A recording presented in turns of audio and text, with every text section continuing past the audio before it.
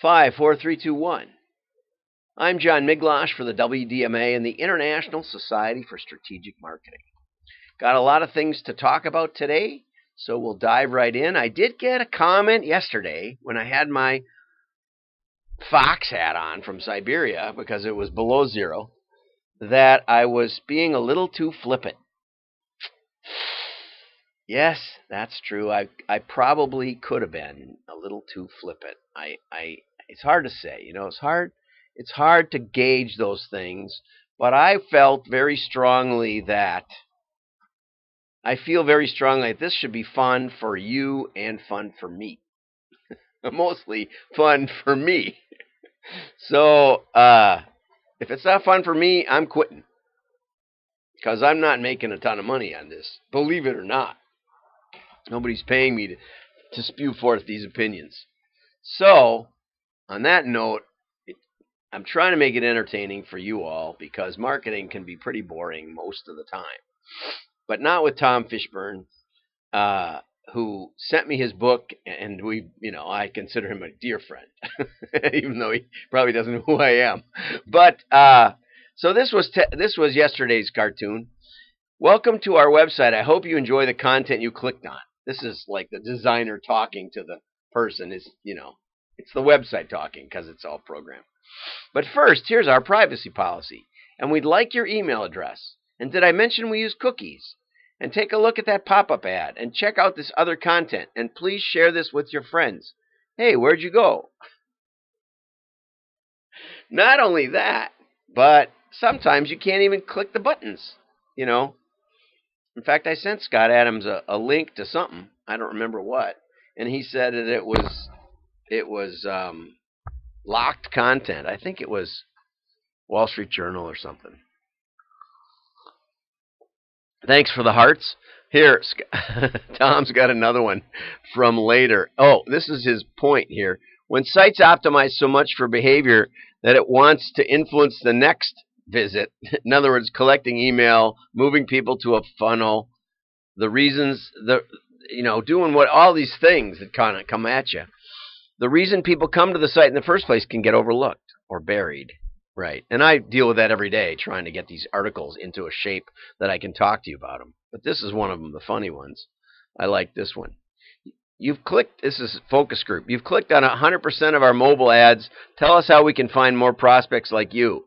The reason is his hand is too big for the phone. In my case, the reason is the phone is getting too big for my hand. The original iPhone was just a tiny little thing you could hold in one hand so easily, and they just they get into this phablet.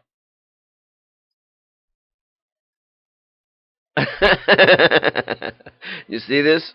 On desktop, our site looks like a work of art, but on mobile it looks like this. Looks like I better not get caught up in this stuff. Okay. So here was an interesting article, and I just wrote Andrew and said that, we're going to be talking about him. And I was saying that Claude Hopkins was a copywriter, and he wrote the book Scientific Advertising, which I highly recommend. It's available at scientificadvertising.com. It's fairly short, really short. You can read it in about an hour or two. And it lays out the principles of direct marketing. And what I like the most about it is it was written around 1920, so it was written just about 100 years ago. And he says, basically, we shouldn't have bad advertising anymore because the direct mail guys have answered all our questions. They've told us what we need to do. And anyway, but there's a legendary story about Claude saying, I can write a full page of newspaper copy and you'll read all of it. And his boss said, that's impossible. He said, I don't even have to write it all to prove it. I'll just give you the headline. This copy is all about, in the name of the boss. He'd read it. You bet.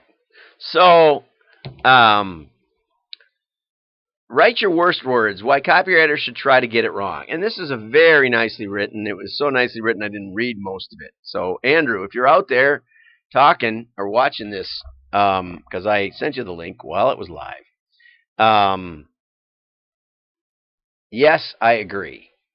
Now, having said that, go read Scientific Advertising by Claude Hopkins, because he'll tell you that there is no need to have ineffective advertising. Writing badly on purpose is irritatingly difficult. Okay, I like that. No, it isn't. Because when I got out of school, I have a master's in philosophy. So when I got out of school, I I wrote like a philosopher. You know, one might consider this product to be of interest to you if one were in a buying mood. However, some say that the product is overly well built and a significant and serious value to a thoughtful consumer. That's the kind of stuff I wrote. Subjunctive clauses, dependent phrases. I don't even know the names of all this stuff, but Mrs. Ricks taught me all this stuff. You know, instead of "this is a great product, buy it," kind of put the subject and the predicate in the right order. Just a simple sentence with lots of imperative. So it's not that hard to write badly. I can give you some tips on it. That's how you write badly. You just add a lot of qualifications and meaningless adjectives. Really easy. First way to begin is to write cliches. Yeah, all right. Like the Masters. What's the Masters slogan? Does anybody know? I'm doing this off the top of my head, you know. Like no other. God, somebody got paid for that? Like no other? Doesn't tell you anything. Unless you already knew about the Masters, in which case you don't need the byline. Just go the Masters. For God, that makes me so mad. Every time I see it, I think you get paid to put a completely vacuous cliche. Right? Exactly. You should give an example of a cliche or two. Give an example of some ads that start with cliches. I gave one right off the top reading this. Okay, copywriters are competitive beasts. So read scientificadvertising.com. Scientificadvertising.com. Now here, I thought this article was much more interesting to me because content-led campaigns in Europe, marketers' most important factors when creating. Okay, here, everybody said the number one thing you want in content-led campaigns is the story. I don't know if you've noticed, but I tell a lot of stories in here. Okay, the next thing is authenticity. Got it? I don't know why it's, some of them are different. Creative execution is third. I would put creative execution probably down further than that, but when I was in a real ad agency, they were really big on that. But partly, I think, because they could mark it up more than 17%. Okay, KPIs, blah, blah, blah, blah, blah, blah, blah. The story. More than 3/4 of international advertisers, agency strategists, consultants, and media owners believe that content-led advertising will continue to grow. Okay? The story is an authenticity. Now, see, one thing you got here, you may not have much of a story, but we've got authenticity. You can give me some hearts on that. We're authentic to the point of having the beard needs trimming. That's how authentic we are. Okay. So, and finally, I wanted to get over to, as usual, I wanted to get over to artificial intelligence for about 10 minutes, 10 seconds. Bot experimentation will end. Why? I was so hopeful when I saw that. Because now we'll have mainstream bot implementation. Oh, great. Just what we need. Chatbots. It's bad enough when I'm talking to the furnace guy on the phone and he tells me, well, there's nothing we can do for you till Monday or Wednesday. Then it turns out to be Wednesday. I could be a popsicle by Wednesday. He didn't care. Okay. Verticalization.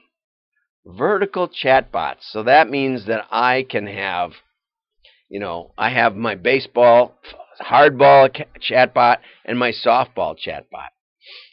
chatbots. Oh my gosh.